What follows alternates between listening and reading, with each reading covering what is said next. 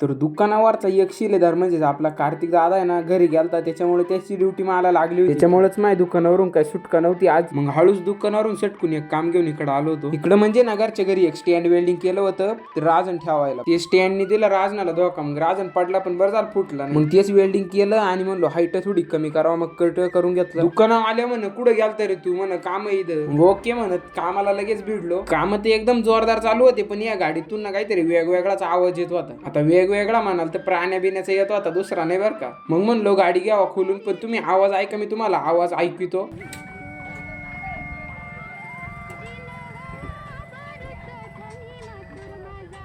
पहिल्यांदी वाटलं की एखादं कुत्र्याचं बारीक पिल्लू शिरलंय का काय गाडी. मग सगळं खोलल्यावर लक्षात आलं का ते टाकीनी ना उन्हात ठेवल्यामुळे एअर धरेल होता, ती हवा वडीत होती, त्याच्यामुळे असं वाजत होतं. सगळे काम आवरल्यावर दुपारी म्हणलो आपल्या क्वीनला एकदम चकाचक मध्ये धुवून घ्यावा. आता धुवायची म्हणल्या मी माग आटतोय, लगेच आपला हत्यार काढलं, आपलं प्रेशरचं हत्यार बरं का. एकदम ओके मध्ये पाणी मारून घेतलं. मग म्हणलो आपल्या गाडीला नुसतं पाणी मारून चालच नाही, मग शॅम्पू घेतला मारून एकदम ओके मध्ये. खरं सांगायचं ना, गाडी शॅम्पू मारायच्या आधी डायरेक्ट काळी होती, मी डायरेक्ट डवडी करून टाकली तिला. माही काय गाडी नाही धुवून झाली अजून, पण तुम्हाला एक सांगतो, तुम्ही या रीलला लाईक करा, शेअर करा आणि तेवढं फॉलो पण करायला विसरू नका बरं. तर चला मग भेटूया अशाच नवीन एका व्हिडिओ मध्ये.